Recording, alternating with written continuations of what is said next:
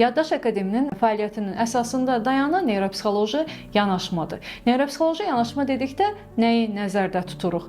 Beynin əsas funksiyaları diqqət, yaddaş, düşüncə, emosiyalar və onlarla psixoloji yanaşma arasında əlaqə yaratmaqdır.